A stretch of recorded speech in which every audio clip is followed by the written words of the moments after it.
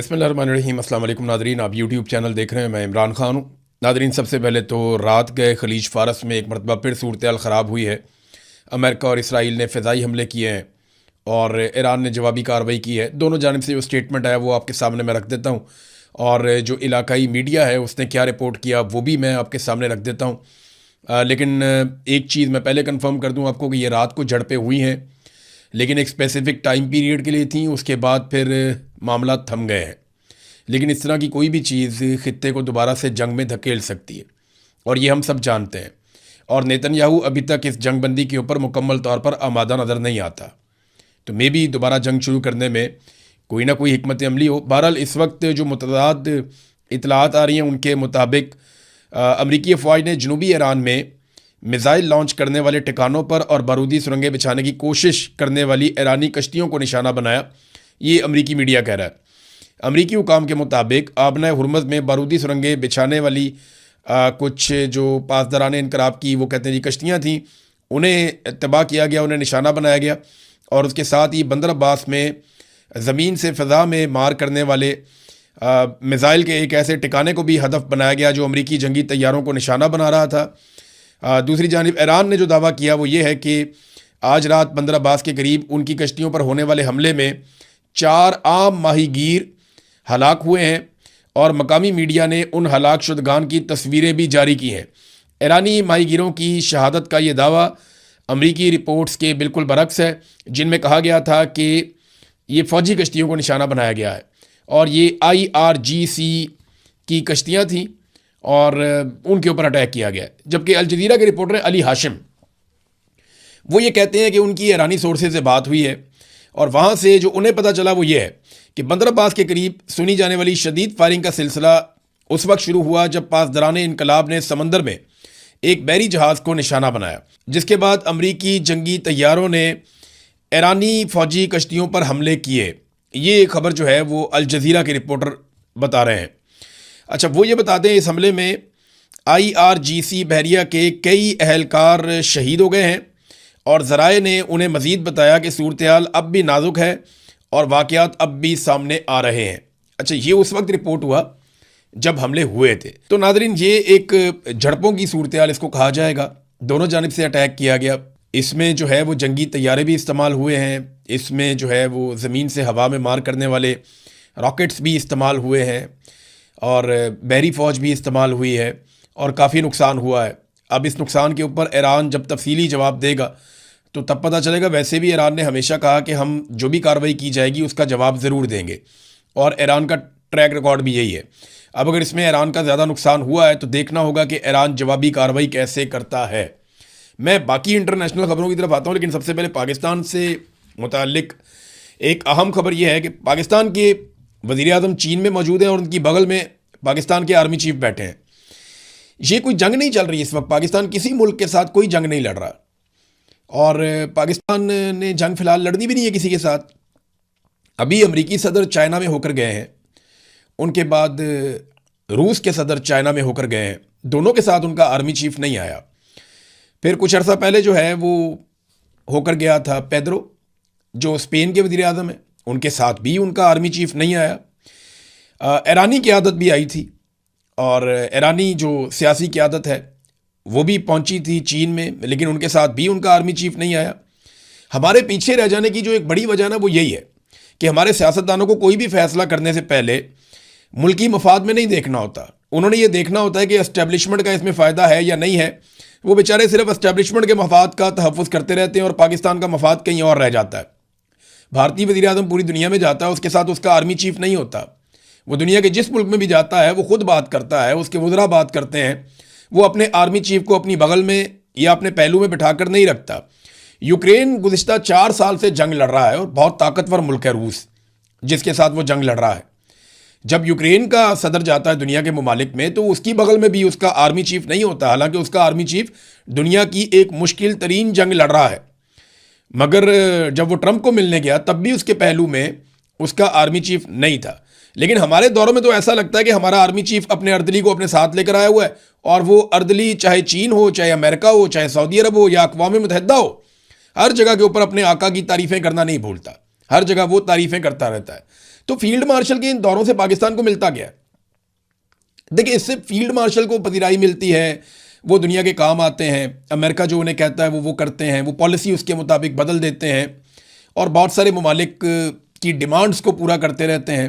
क्योंकि इमरान खान साहब सऊदी अरब के साथ दिफाई मुआहदे के हवाले से रिलेक्टेंट थे, लेकिन फील्ड मार्शल ने ये फौरी तौर पे कर दिया।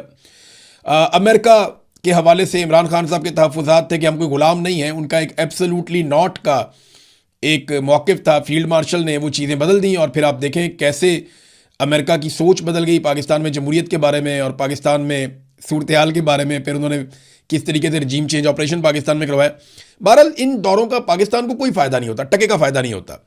मीडिया पर ज़बरदस्ती झंडे गाड़े जाते हैं, पाकिस्तान को बड़ी कामयाबी मिल गई। भी पाकिस्तान को कामयाबी मिल गई, ना तो आपने कश्मीर फतह किया और ना ही भारत से अपना पानी खुलवा पाए, ना ही दहशतगर्दी ख़त्म कर पाए, ना ही हम अपने हमसायों से ताल्लुकात बेहतर कर पाए, ना ही हमारी मईशत संभली, ना ही बड़े पैमाने पर पाकिस्तान में सरमायाकारी आई, बल्कि उल्टा क्या हुआ, गुर्बत, महंगाई और बेरोज़गारी में इजाफा हो गया। तो पाकिस्तान को क्या फ़ायदा हुआ फील्ड मार्शल के दौरों का? कोई फ़ायदा नहीं हुआ। हाँ, यही चीज़ें अगर आज़ाद तरीके से पाकिस्तानी सियासतदान करें तो पाकिस्तान को बहुत फ़ायदा होगा।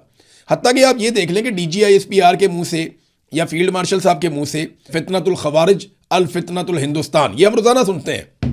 बड़ी अच्छी बात है, ये बात करते हैं, लेकिन ये इतनी सी बात भी अमेरिका को नहीं समझा पाए। इतने दौरे किए, अमेरिका की इन्होंने सारी बातें मानी। उनके कहने के ऊपर इसराइल के साथ बैठ गए बोर्ड ऑफ पीस में, उनके कहने के ऊपर तमाम चीज़ें की जैसे उन्होंने चाहा। तो अमेरिका की हर बात मानने के बावजूद अमेरिका को सिर्फ अपनी एक बात नहीं बता पाए कि एक फितनतुल हिंदुस्तान भी है। यानी इंडिया पाकिस्तान के खिलाफ दहशतगर्दी की कार्रवाइयां करवाता है पाकिस्तान के अंदर, ये पाकिस्तान की फौज का ऑफिशियल मौक़िफ़ है। इस मौक़िफ़ के ऊपर अमेरिकन को अभी तक कायल नहीं कर पाए और उनकी हर बात इन्होंने मान ली है।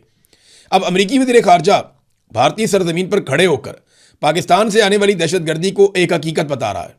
उनका स्टेटमेंट है, निकाल के आप पढ़ लें। तो पाकिस्तान का इसमें क्या फ़ायदा हुआ?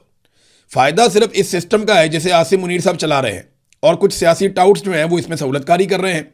पाकिस्तान का इस खेल में टके का फ़ायदा नहीं है। मैंने अभी आपको बताया कि हर चीज़ में पाकिस्तान बदकिस्मती से पीछे जा रहा है। अब ये मार्को रूबियो जब भारत में पहुंचे तो मार्को रूबियो का इस्तकबाल कैसा हुआ, यहाँ पे बहुत सारे मनाज़र हैं, मैं वो देख रहा था और हैरान हो रहा था कि अमेरिकन स्टेट सेक्रेटरी जो उनके वज़ीर ख़ारजा है मार्को रूबियो, वो इंडिया के दौरे पे आते हैं तो एयरपोर्ट पे एक नॉर्मल सिचुएशन होती है, यानी सिविलियंस हैं वहाँ पे, कुछ दीगर लोग मौजूद हैं, थोड़ी सी सिक्योरिटी है, वो उनका इस्तकबाल करते हैं और उन्हें लेकर चले जाते हैं। इंडिया का कोई शहर बंद नहीं हुआ, कोई इलाका बंद नहीं किया गया, सड़कें भी खुली थी। अगर ये इधर वाली सड़क से जा रहे हैं तो उधर वाली सड़क खुली हुई है। पाकिस्तान के अंदर पूरा मुल्क बंद करके रख दिया इन्होंने। रावलपिंडी और इस्लामाबाद को उनके आने की खबर के ऊपर 2 हफ्ते तक बंद रखा। ये हमारी औकात है। अमेरिका से कोई छोटा मोटा उनका ऑफिसर भी आ जाता है तो फील्ड मार्शल, वजीर आजम, फलाना ढिमकाना, पूरी कैबिनेट लेने पहुंच जाती है। वहां से उनकी खुशामद करते हुए उनको लेकर आते हैं और वापस भी खुशामद करते हुए छोड़ते जाते हैं। यानी ये बहुत बड़ा फ़र्क है। खुद मुख्तारी क्या होती है, यानी जो जितना बड़ा है उसको उतना प्रोटोकॉल आप दें और उस तरीके से उसको आप डील करें। लेकिन पाकिस्तान की मिलिट्री एस्टेब्लिशमेंट ने पाकिस्तान की अंदरूनी सियासत में और अंदरूनी मामलात में अमेरिका की मुदाखलत को हमेशा वेलकम किया और वो मुदाखलत हद से ज़्यादा बढ़ा दी है। अब ऐसा लगता है कि अमेरिका पाकिस्तान के ऊपर हुकूमत करता है पाकिस्तान की मिलिट्री एस्टेब्लिशमेंट के ज़रिए से। इसके ऊपर ना कुछ आर्टिकल भी छप रहे हैं, आने वाले दिनों में मैं ये सारी चीज़ें आपके सामने रखूँगा। लेकिन हालात पाकिस्तान में ये हैं फील्ड मार्शल के दौरों के बाद कि 90 फॉरेन कंपनियां पाकिस्तान को छोड़कर चली गई। ये बात जो है डॉक्टर कैसर बंगाली, ये बड़े शानदार इकोनॉमिस्ट हैं, उन्होंने कहा पिछले 5 साल में 90 फॉरेन कंपनियां यहां से चली गई हैं। ये फॉरेन डायरेक्ट इन्वेस्टमेंट लाने की कोशिश कर रहे हैं, जबकि रिवर्स FDI हो रहा है इस मुल्क में। ये तो मईशत का बेड़ा गर्क हो रहा है। बड़ी बड़ी कंपनियां, बड़े बड़े इन्वेस्टर्स वो पाकिस्तान को छोड़कर जा रहे हैं। हत्ता कि पाकिस्तानी जो पाकिस्तान से प्यार करने वाले हैं, पाकिस्तान के लिए जीते हैं, पाकिस्तान के लिए कुछ करना चाहते हैं, जिनके पास हुनर भी है, वो बेचारे पाकिस्तान छोड़ कर जा रहे हैं। जो डॉक्टर बनता है वो मरीजों की खिदमत करना चाहता है, लेकिन यहाँ मुस्तकबिल ही कोई नहीं है, यहाँ पॉलिसी कोई नहीं है। लोगों का कत्लेआम किया जा रहा है। लोग देखते हैं रोजाना नाइंसाफियां हो रही हैं, वो ये देखते हैं उनके बच्चे महफूज नहीं है, कोई लॉ एंड ऑर्डर नहीं है, तो लोग पाकिस्तान छोड़ कर जा रहे हैं।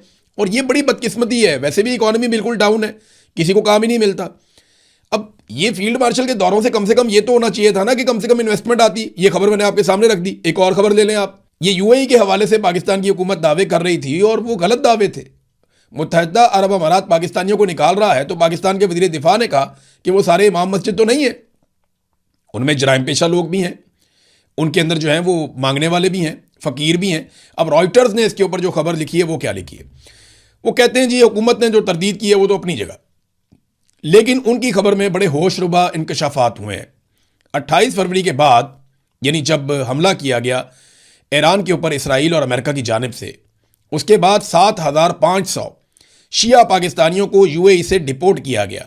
वो नौकरियों, सामान, हत्ता के अपनी सेविंग्स तक से महरूम हो गए।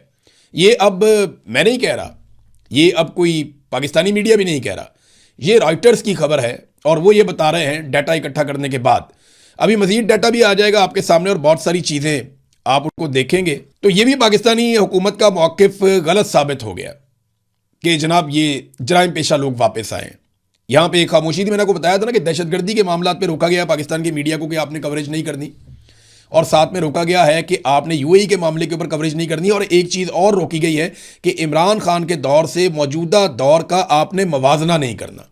बड़ी सख्ती से पाकिस्तान की इंटेलिजेंस एजेंसीज ने मना किया है पाकिस्तान के तमाम सहाफ़ियों को कि आपने मईशत का मैदान हो, अमन व अमान का मैदान हो, कोई भी मैदान हो, आपने इमरान खान के दौर के साथ मौजूदा दौर का मवाजना नहीं करना। वो दौर और था, ये दौर और है। अब ये कह के वो कोशिश करते लगे, इमरान खान के दौर में कोविड आया, पूरी दुनिया तबाही का शिकार हो रही थी, बहुत बुरे हालात थे, इनको तो वो दौर ही नहीं मिला, वरना पता नहीं ये सारे पाकिस्तानियों को ही मार देते। बहरहाल डोनाल्ड ट्रंप ने जो मुतालबा किया ना मुसलमान मुल्कों से कि आप फौरी तौर पे अब्राहम अकॉर्ड के ऊपर दस्तखत करें, और उन्होंने अपनी इंतजामिया को कहा कि इसका बंदोबस्त करो फटाफट। दोनों अलग अलग मामले हैं। ये जो ईरान का, इसराइल का और अमेरिका का फटा हुआ ना, ये अलग चीज़ है। वो जो अब्राहम अकॉर्ड है ना, वो एक अलग चीज़ है। लेकिन डोनाल्ड ट्रंप इसी में लपेट के कि जनाब ये मुआहदा हो रहा है, लिहाजा ये वाला मुआहदा भी करो, उसको एक कंडीशन के तौर पर साथ रख दिया। मैं हैरान हो रहा था और इंतज़ार कर रहा था कि ये जितने दीन के ठेकेदार पाकिस्तान में रहते हैं मौलवी, ये कब बोलेंगे डोनाल्ड ट्रंप के इस बयान के बाद। तो कोई ठेकेदार नहीं बोला, किसी ने फतवा जारी नहीं किया। यानी इमरान खान को ताने देने वाले जितने लोग थे सारे गायब हैं। ताहिर अशरफी किधर है, मुफ्ती मुनीब किधर है, ये क्यों नहीं स्टेटमेंट देते कि डोनाल्ड ट्रंप का ये मुतालबा क्या है, इसके बारे में कोई बात नहीं कर रहा। फील्ड मार्शल का स्टेटमेंट आना चाहिए, शहबाज शरीफ का स्टेटमेंट आना चाहिए, उन्हें बताना चाहिए ना।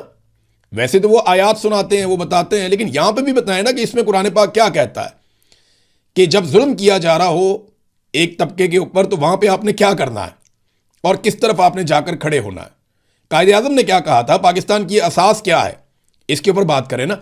भारत आजकल वैसे ये समझाया जाता है मुख्तलिफ हलकों में बैठ कर कि इसराइल को तस्लीम कर लेने में पाकिस्तान का फ़ायदा होगा, ये बार बार समझाया जाता है, ये बात बार बार की जाती है और लोगों को ऑफ द रिकॉर्ड कायल किया जाता है। 2-4 लोगों ने मेरे से भी एक दफ़ा ये बात की थी, मैंने शटअप कॉल दी थी कि यार देखो ये पाकिस्तान की पॉलिसी नहीं है, पाकिस्तानी इसको तस्लीम नहीं करेंगे जब तक कि आप फ़लस्तीनियों को उनका हक नहीं मिल जाता, वो मुतमईन नहीं हो जाते, तो हम कौन होते हैं कि हम मुतमईन हो जाएं यहाँ बैठ के। सऊदी अरब का भी यही मौक़िफ़ है कि पहले फ़लस्तीनी रियासत का क़याम अमल में आना चाहिए, उन्हें मुतमईन होना चाहिए। अब यहाँ पे तो एक से एक नई गेम हो रही है। ये एक चीज़ मैं आपके सामने रखता हूँ, एक नई साजिश इसको करार दिया जा रहा है जो बुनी गई है, और इसके अंदर जो खेल है वो क्या है। ये मिडिल ईस्ट आई ने ये खबर ब्रेक की है और ये एक बड़ी तशवीशनाक रिपोर्ट है। इस रिपोर्ट के मुताबिक अमेरिका और इसराइल एक ऐसे मंसूबे पर गौर कर रहे हैं जिसके तहत मस्जिद अक्सा पर उर्दन की तारीखी कस्टोडियनशिप उसे ख़त्म कर दिया जाएगा। यानी इस वक्त उर्दन के कंट्रोल में उसे ख़त्म कर रहे हैं और इस मंसूबे के मुताबिक इस्लामी औकाफ की जगह पर इसराइल की हमायत याफ्ता एक नई बॉडी कायम की जाएगी जो इस मुकद्दस मुकाम को एक कसीरुल अकीदा मरकज़ में तब्दील कर देगी, जहां यहूदियों को इबादत की वसी तर रसाई दी जाएगी। इसराइली निगरानी इसको हासिल होगी। रिपोर्ट में मजीद कहा गया कि ट्रंप इंतज़ामिया की ख्वाहिश है कि मस्जिद अक्सा की मुस्लिम शनाख्त को ख़त्म करके इस जगह को एक ऐसे तारीखी सियाहती मुकाम में तब्दील कर दिया जाए जो तीनों इब्राहिमी मज़ाहिब इस्लाम, ईसाइयत और यहूदियत की मेज़बानी कर सकें। यानी अब ये जो एक शनाख्त है मस्जिद अक्सा की कि ये मुसलमानों का एक मुकद्दस मुकाम है, वो शनाख्त ख़त्म की जाएगी और एक इंडिपेंडेंट बॉडी बनाई जाएगी। वो बॉडी इसराइल की निगरानी में काम करेगी और इसराइल का तहफ़्फ़ुज़ करेगी और ये एक सियाहती मुकाम में कन्वर्ट हो जाएगा और सबको इजाज़त होगी और वो बॉडी फैसला करेगी कि किसने जाना और किसने नहीं जाना। अब इसके ऊपर बोर्ड ऑफ पीस में कौन आवाज उठाएगा? कौन उठाएगा आवाज? कौन इस पर बात करेगा?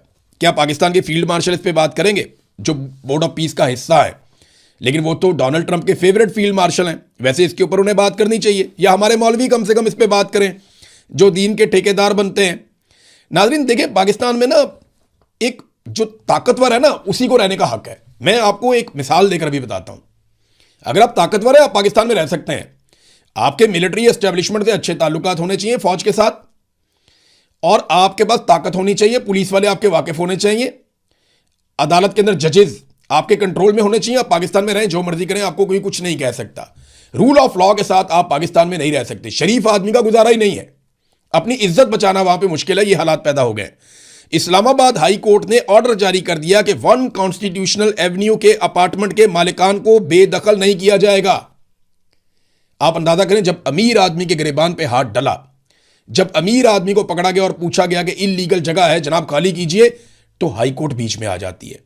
इसी शहर में, यहां से वॉकिंग डिस्टेंस के ऊपर हजारों गरीबों के मकानात खाली करवा के गिरा दिए, हजारों गरीबों को बेघर कर दिया गया। लेकिन हाई कोर्ट नहीं जागी, किसी अदालत ने कोई ऑर्डर नहीं दिया, क्योंकि वो गरीब थे, वो बेसहारा थे, उनका कोई वाली वारस नहीं था। और जो आदमी इस मुल्क में जब भी कभी गरीब का वाली वारस बना, उसे या तो जुल्फिकार अली भुट्टो बना दिया गया, या उसे इमरान खान बनाकर निशाने इबरत बनाने की कोशिश की गई। जो भी कोई भी पाकिस्तान के अंदर जब भी एस्टेब्लिशमेंट के मफाद के खिलाफ खड़ा हुआ, एस्टेब्लिशमेंट उसके गले पड़ गई। पाकिस्तान के 2 टुकड़े कर दिए इन्होंने। जब शेख मुजीब ने बांग्लादेश के गरीबों के लिए आवाज उठाई, तो पाकिस्तान के 2 टुकड़े कर दिए इन्होंने कि नहीं, हमें वो चाहिए ही नहीं, पाकिस्तान ही तोड़ दिया। और बड़े फख्र के साथ उस वक्त ये कहते थे कि नहीं नहीं, वो तो डूबते हैं, वहां तो हर साल सैलाब आता है, उनके तो पल्ले ही कख नहीं है। आज उनकी इकोनॉमी पाकिस्तान से बहुत बड़ी है। वो पाकिस्तान से आगे निकल गए क्योंकि उन्होंने अपने जर्नैलों को लगाम डाल दी थी। उन्होंने कहा था कि फौज कारोबार नहीं करेगी, कारोबार सिविलियंस करेंगे। उन्होंने कहा था कि हुकूमत जो है वो सिविलियंस चलाएंगे। हालांकि बार बार वहां पे भी ये पंगा पड़ा हुआ था फौज का, लेकिन उन्होंने काफी हद तक कंट्रोल किया। और अभी तो उनकी जो यूथ है, उन्होंने बड़ा जबरदस्त काम किया। डोनाल्ड ट्रंप ने नाज़रीन एक यू टर्न लिया है, यूरेनियम के मामले में उन्होंने अपनी पोजीशन तब्दील की है, और ये ईरान की एक बहुत बड़ी कामयाबी है। डोनाल्ड ट्रंप ने कहा कि जो यूरेनियम अफसुदाशुदा है, या तो फौरी तौर पर अमेरिका के हवाले किया जाएगा। अब या का लफ्ज आ गया। पहले डोनाल्ड ट्रंप कहता था हर हाल में हमारे हवाले किया जाएगा, अब वो वाली शर्त होगी खत्म। डोनाल्ड ट्रंप ने कहा या तो हमारे हवाले किया जाएगा या फिर उसे खत्म कर दिया जाएगा ईरान के अंदर ही, और बहुत सारी निगरानी के अंदर। ये आहिस्ता आहिस्ता दूसरी चीज़ों पे भी आएंगे कि जनाब इसको निगरानी में रखा जाए, सख्त निगरानी के अंदर रखा जाए, इसके ऊपर हम नज़र रखेंगे, हम ईरान को एटम बम नहीं बनाने देंगे। ये सब कुछ तो पहले भी हो रहा था। तो इतना सारा कुछ करके, इतनी मार खा के, इतने हथियार फूंक के, छोटी छोटी बच्चियों का कत्लेआम हो गया, खवातीन वहां पे मारी गई, पूरा इंफ्रास्ट्रक्चर तबाह हो गया, इसराइल का बहुत नुकसान हो गया। अरब ममालिक जो है वहां पे एक अजीबोगरीब सूरत हाल पैदा हो गई। पूरी दुनिया को मुसीबत डाल के हासिल क्या किया? अगर मुज़ाकरात ही करने थे डोनाल्ड ट्रंप ने, तो मुज़ाकरात तो पहले भी हो रहे थे, और आबनाए हुर्मुज़ को अगर खुलवाना ही था तो वो तो पहले भी खुली हुई थी। तो कोई एक भी ऐसा टारगेट जो डोनाल्ड ट्रंप ने पहले रखा था, वो अभी तक डोनाल्ड ट्रंप या अमेरिका अचीव नहीं कर सका। और डोनाल्ड ट्रंप को ये जवाब अगले इंतखाबात में देना पड़ेगा, क्योंकि ये सवालात उनके सामने बार बार रखे जाएंगे। नाज़रीन, अब तक के लिए इतना ही। अपना ख्याल रखिएगा, अपने इस चैनल का भी। अल्लाह हाफ़िज़।